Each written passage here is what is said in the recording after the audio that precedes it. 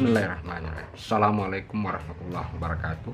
Selamat berjumpa kembali dalam ruang pembelajaran fisika. Kali ini kita akan membahas topik yang berkaitan tentang elektrodinamika, yaitu salah satu hukum berkaitan tentang kemagnetan, yaitu hukum Biot-Savart. Awal mulanya, sebelum muncul hukum Biot-Savart, jadi ada seorang ilmuwan yang bernama Hans Christian Ørsted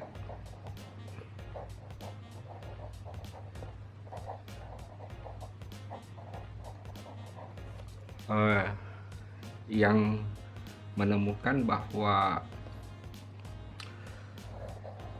di sekitar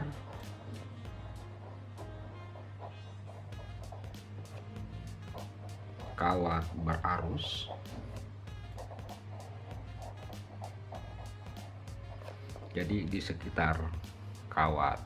berarus akan muncul atau ada medan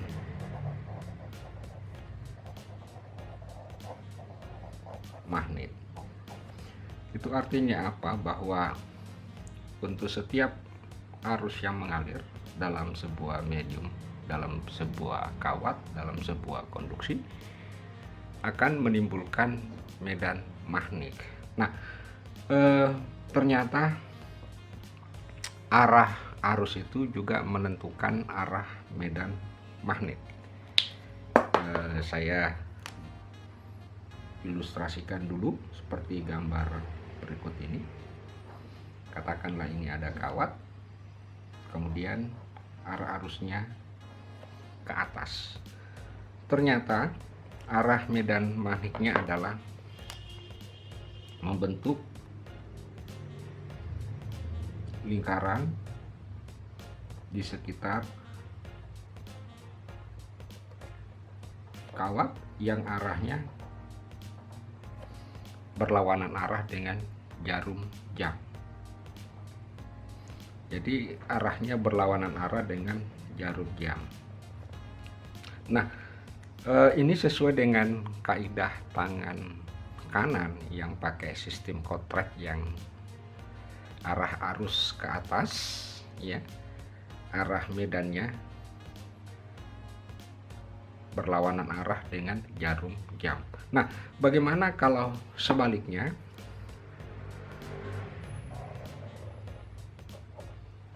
Arah arusnya ke bawah, maka arah medannya juga akan berlawanan dengan arah yang pertama tadi, atau akan searah dengan jarum jam. Nah, Christian Ørsted hanya menemukan sebatas hal yang seperti ini, bahwa di setiap kawat yang berarus akan muncul medan magnet. Kemudian hasil penelitian ini dari Christian Ørsted ini itu diteliti lebih jauh oleh ada yang namanya seorang ahli, yaitu Jean-Baptiste Biot, ya, bersama Felix Savart.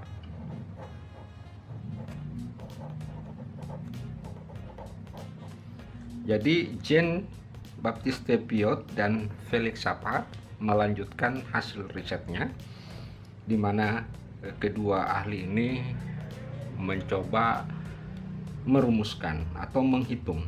Jadi kedua ahli ini adalah menghitung atau merumuskan besarnya medan magnet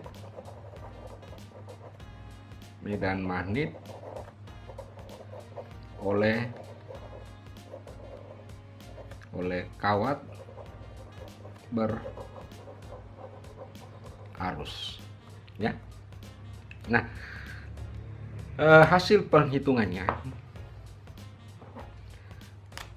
Jean-Baptiste Biot dan Savart menemukan bahwa misalkan ada sebuah kawat berarus dialiri dengan arus listrik I, kemudian di kawat itu dipilih sebuah elemen, katakanlah ini adalah elemen panjang DL, maka menurut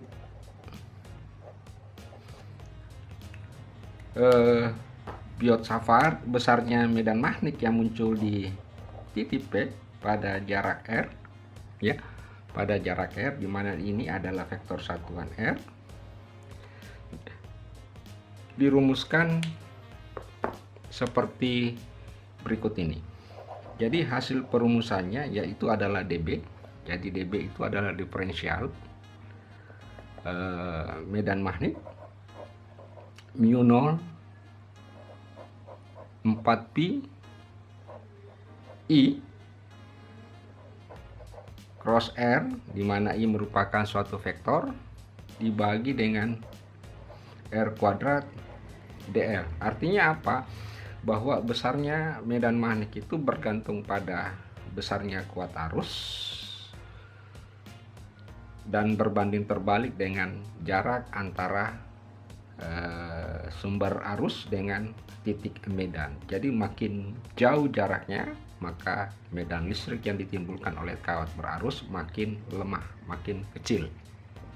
Nah, hal yang menarik sebenarnya untuk kita kaji adalah di dalam persamaan ini adalah adanya faktor I cross. Jadi I di sini sesuai dengan arahnya. Itu I cross itu artinya apa? Bahwa kalau kita menggambarkan model perkalian cross, katakan ini adalah I, ya. Kemudian ini adalah vektor satuan. Ini vektor satuan, ya, bukan R tapi vektor satuan. Jadi kalau I cross R, maka arahnya pasti ke atas. Nah, katakanlah ini adalah dB, ya. Jadi kalau ini membentuk sudut theta, jadi kalau I cross R itu adalah dB arahnya ke atas, sehingga bernilai positif. Jika R cross I sebaliknya, maka arah dB itu adalah ke bawah, sehingga dikatakan bernilai negatif. Nah, I cross R untuk menentukan besar daripada I cross R, tentu besarnya I, ya, dikali besarnya R dikali sin theta.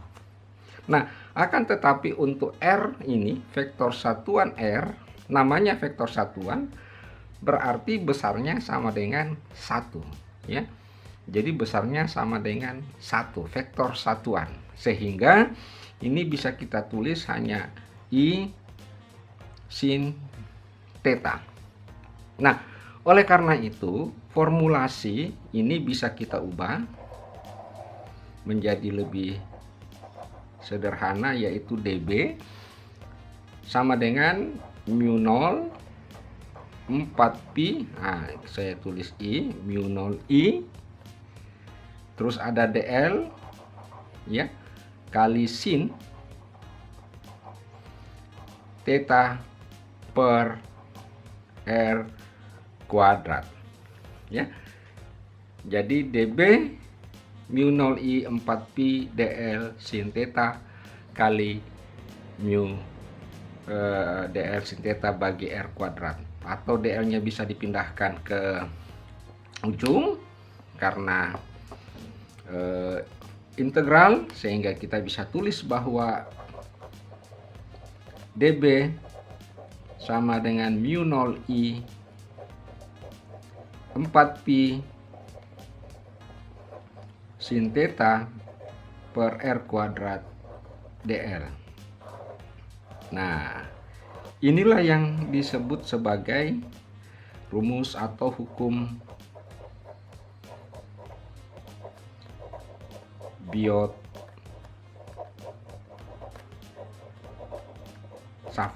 Nah, perlu saya ulang kembali bahwa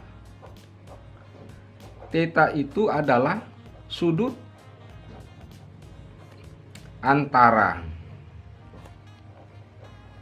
arah I, jadi arah I artinya arah arus, dengan arah R. Dalam hal ini arah R seperti ini, arahnya ke luar. Baik, saudara-saudara sekalian, untuk memudahkan memahami konsep daripada hukum Biot-Savart, bagaimana menggunakan persamaannya, maka berikut ini kita akan membahas sebuah contoh yang berkaitan dengan penggunaan hukum Biot-Savart tersebut. Nah, kita tinjau dulu untuk kasus ya, kawat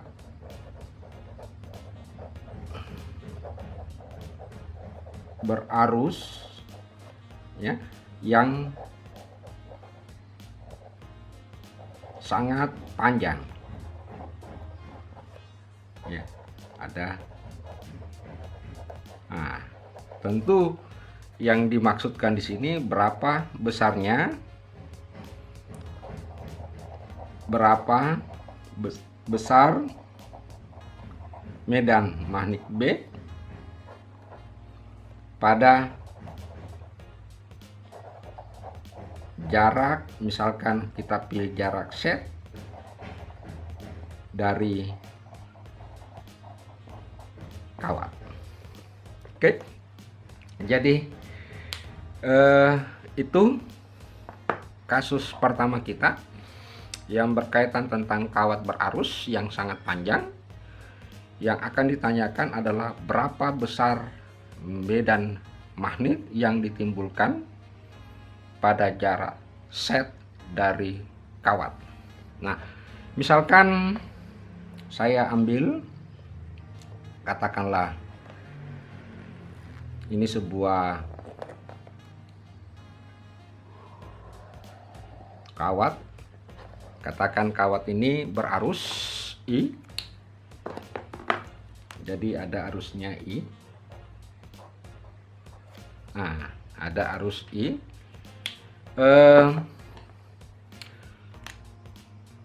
Kemudian kita ingin menentukan berapa besarnya ya, berapa besar medan magnet pada jarak Z. Jadi ini jarak, katakanlah jarak Z dari kawat, misalkan kita pilih ini titik P.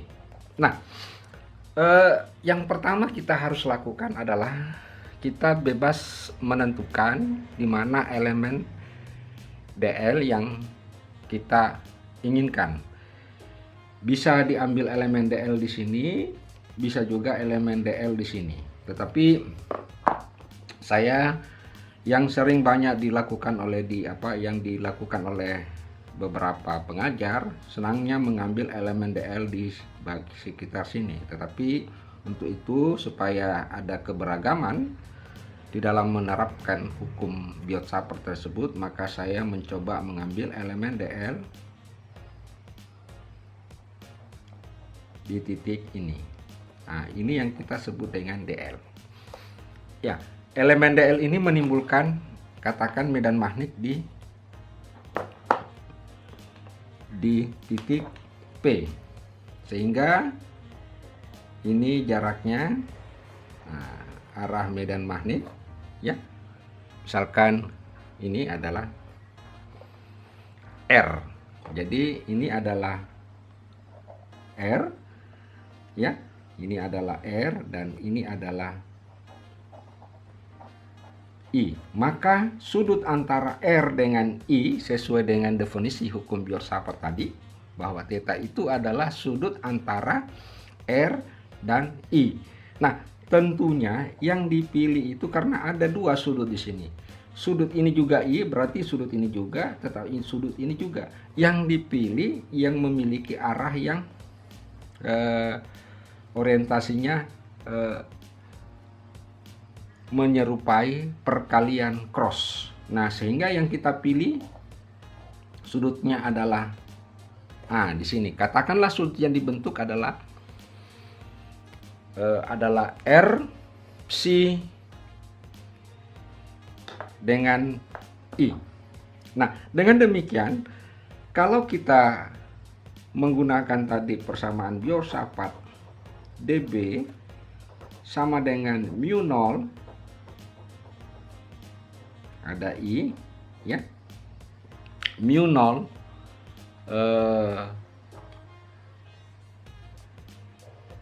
yang dirumus itu adalah sin theta, tetapi di dalam gambar ini bukan sin theta tapi adalah sin psi, ya, dibagi dengan R kuadrat DL. Nah, ini panjang ke sini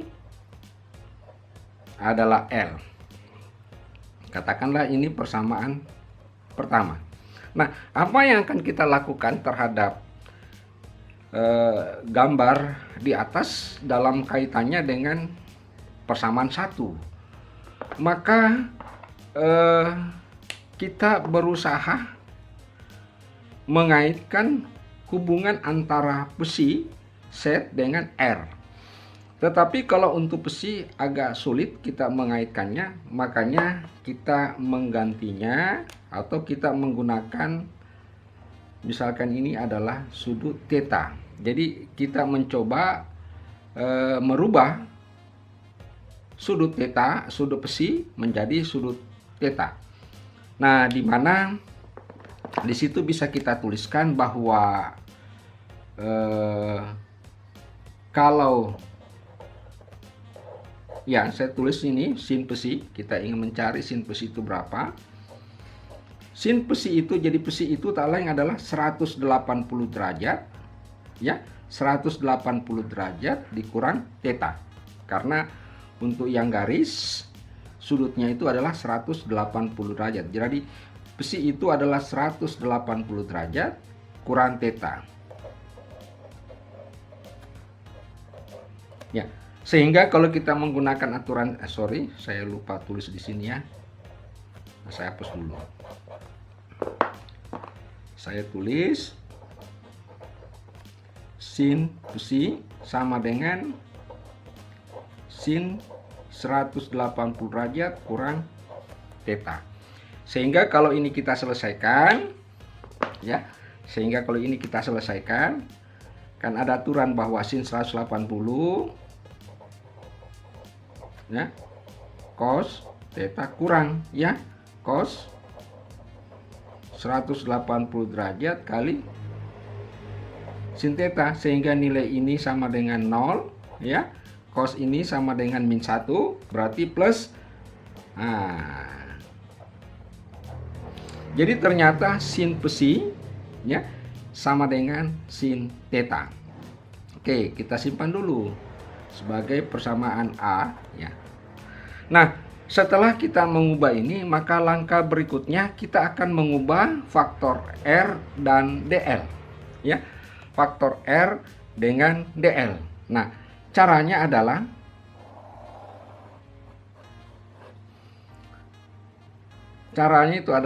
kita tahu bahwa tangen theta. Jadi tangen theta adalah set per L, atau bisa kita tulis L sama dengan set per tangen theta. Nah, sehingga kalau ini diturunkan dl ke fungsi theta, nah ini sama dengan kalau tangens cosecant ya. Ini namanya cotangens, jadi bisa saya tulis D, ini keluarkan setnya karena konstan, sepertangens itu adalah cotangens theta. Jadi integral diferensial daripada cotangens theta itu adalah min min cosecant atau seper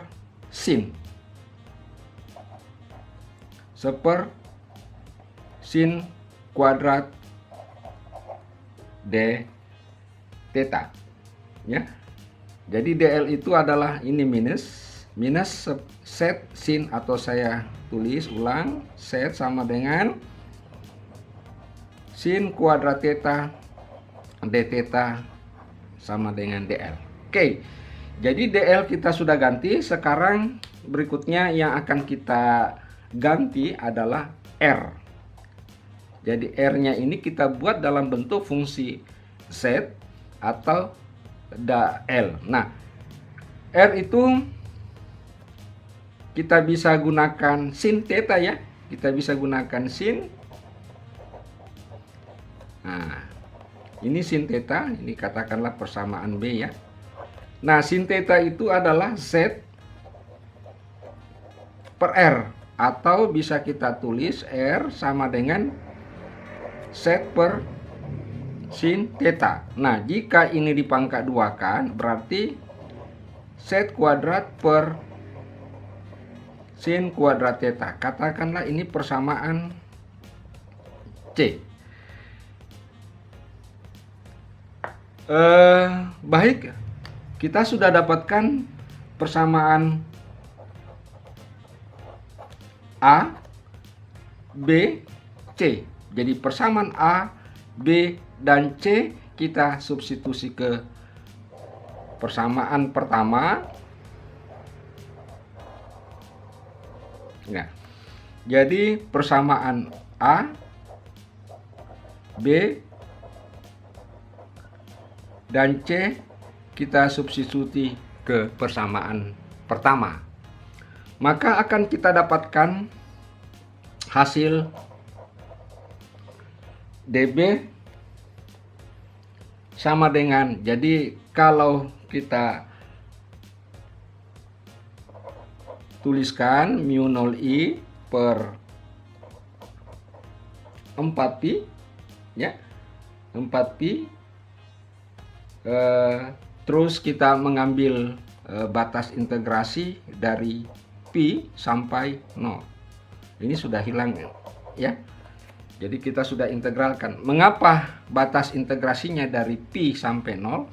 Karena arah arusnya ke sini, katakan ini titik pusat, berarti berasal dari pi sampai ke titik 0. Sesuai dengan kesepakatan perjanjian bahwa ini pi, ini 0. Jadi batas integrasinya, karena arahnya arusnya ke sini, berarti dari pi ke 0. Nah, kemudian kalau kita masukkan nilai-nilai A, B, dan C, maka kita dapatkan ini ganti dulu sama dengan ini sudah diganti sin theta, kemudian dl ada minus. Nah, ini minus karena dl minus ya. Minus sama dengan set per sin kuadrat theta d theta bagi r kuadrat adalah set kuadrat bagi sin kuadrat theta. Nah, sehingga Dengan menyederhanakan fungsi ini, maka ini bisa hilang, ini juga hilang 1. Jadi tinggal B min sama dengan mu 0i 4pi set batas integral dari pi sampai 0 sin theta d theta. Ya, batas integral dari sin theta. Nah, integral sin theta